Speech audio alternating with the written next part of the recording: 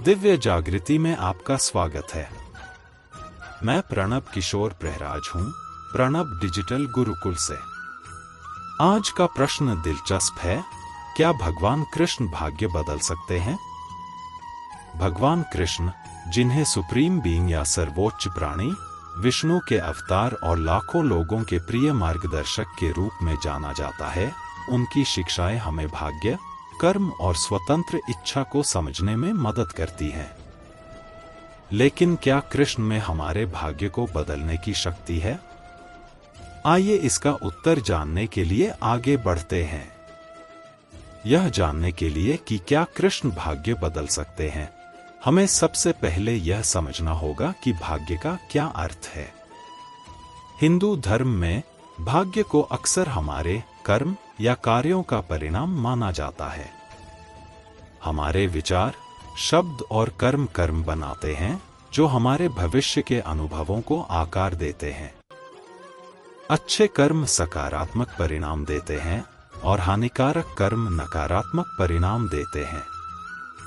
इसलिए भाग्य हमेशा एक निश्चित मार्ग नहीं होता है, यह हमारी पसंद और कार्यों से प्रभावित होता है।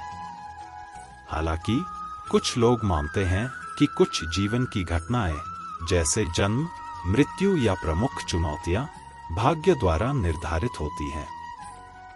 कर्म और भाग्य का यह मिश्रण प्रत्येक व्यक्ति की यात्रा बनाता है। भगवान कृष्ण ने भगवद गीता में कर्म और स्वतंत्र इच्छा की अवधारणा को खूबसूरती से समझाया है।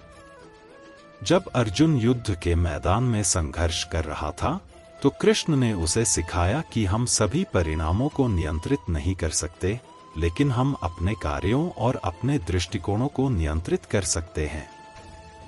इसे कर्मण्येवाधिकारस्ते कहा जाता है, जिसका अर्थ है आपको कर्म करने का अधिकार है, लेकिन अपने कर्मों के फल पर नहीं। यह शिक्षा हमें इरादे से काम करने और परिणामों को ईश्वर पर छोड़ने के लिए प्रोत्साहित करती है। यह सुझाव देता है कि हमारे विकल्पों में शक्ति होती है। इसलिए कृष्ण अर्जुन को आराम से बैठने और भाग्य को अपने ऊपर हावी होने देने के लिए नहीं कहते हैं। इसके बजाय वे कहते हैं, अपना कर्तव्य करो और परिणाम की चिंता मत करो। कृष्ण का जीवन स्वयं इस बात के उदाहरण प्रस्तुत करता है कि किस प्रकार भाग्य और स्वतंत्र इच्छा परस्पर क्रिया करते हैं। आइए दो प्रसिद्ध कहानियों का अन्वेषण करें जो भाग्य पर कृष्ण के प्रभाव को दर्शाती हैं। शिशुपाल की कहानी। शिशुपाल एक श्राप के साथ पैदा हुआ था, उसे कृष्ण द्वारा मारा जाना तय था।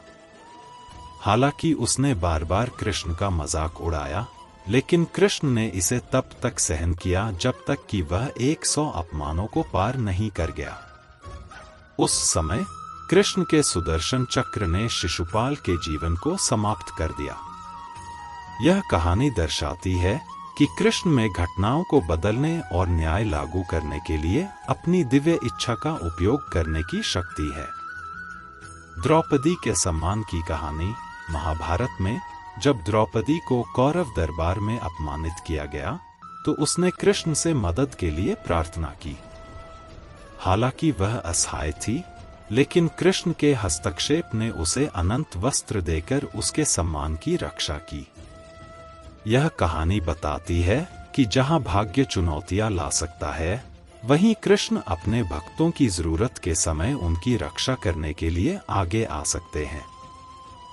तो क्या कृष्ण भाग्य बदल सकते हैं? ये कहानियां बताती हैं कि कृष्ण कर्म के नियमों का सम्मान करते हैं, लेकिन जब उन्हें लगता है कि यह जरूरी है, खासकर धर्म या धार्मिकता की रक्षा के लिए, तो वे भाग्य को बदल सकते हैं। दूसरे शब्दों में, अगर हमारे कर्म धर्म और भक्ति के साथ संरेखित हैं, तो कृष्ण की कृपा सबसे कठिन परिस्थितियों को भी बदलने के लिए हस्तक्षेप कर सकती है। लेकिन यह परिवर्तन यादृच्छिक या किसी इच्छा पर आधारित नहीं है।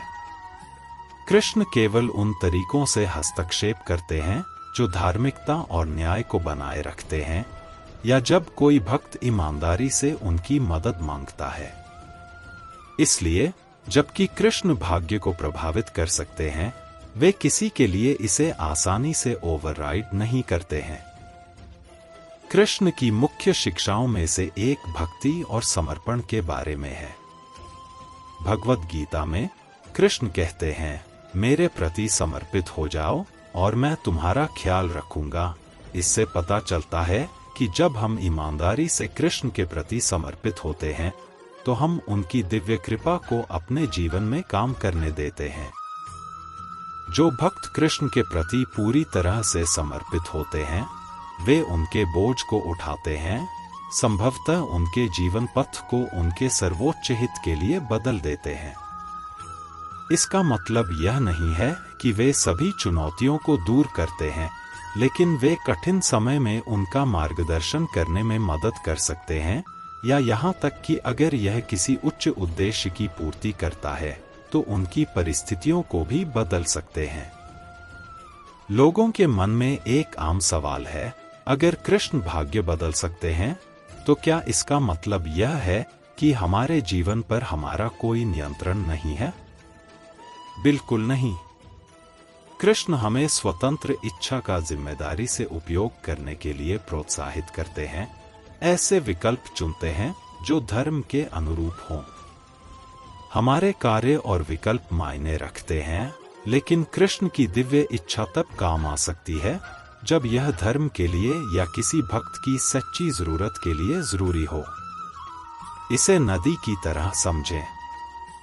हम अपनी नाव को स्वतंत्र इच्छा से चला सकते हैं, लेकिन कृष्ण दिव्य मार्गदर्शक के रूप में जरूरत पड़ने पर नदी के प्रवाह को समायोजित कर सकते हैं। दोनों मिलकर काम करते हैं, जिससे हमें अपने जीवन के उद्देश्य को पूरा करने में मदद मिलती है। इसका हमारे लिए क्या मतलब है? कृष्ण की शिक्षाएं हमें याद दिलाती हैं कि हमें धार्मिक कार्यों और भक्ति पर ध्यान केंद्रित करना चाहिए और परिणामों को उनके हाथों में छोड़ देना चाहिए। अपने कर्तव्य या धर्म का ईमानदारी से पालन करके हम सकारात्मक कर्म बनाते हैं और कृष्ण की कृपा को अपना समर्थन देते हैं। भाग्य पूरी तरह से तय नहीं है। कृष्ण के मार्गदर्शन और अपने स्वयं के प्रयास से हम अपने जीवन को आध्यात्मिक विकास और पूर्णता की ओर ले जाते हैं। तो क्या कृष्ण भाग्य बदल सकते हैं? हाँ, कृष्ण के पास भाग्य को प्रभावित करने की शक्ति है, खासकर धार्मिकता को बनाए रखने या भक्त की रक्षा करने के लिए। लेकिन उनकी शिक्षाएं हमें सही कार्यों और सच्ची भक्ति के माध्यम से व्यक्तिगत जिम्मेदारी लेने के महत्व को भी दिखाती हैं। अंत में यह भाग्य, कर्म, स्वतंत्र इच्छा और ईश्वरीय कृपा का संतुलन है। कृष्ण हमारा मार्गदर्शन करते हैं, हमारी रक्षा करते हैं और कभी-कभी हमारे जीवन को आकार देने के लिए आगे आते हैं जब हमें उनकी सबसे अधिक आवश्यकता होती है। दिव्य जागृति में शामिल होने के लिए धन्यवाद। अगर आपको यह वीडियो पसंद आया तो कृपया इसे लाइक, सब्सक्राइब और शेयर करें और हमें टिप्पणियों कमेंट में बताएं आप भाग्य में कृष्ण की भूमिका को कैसे समझते हैं।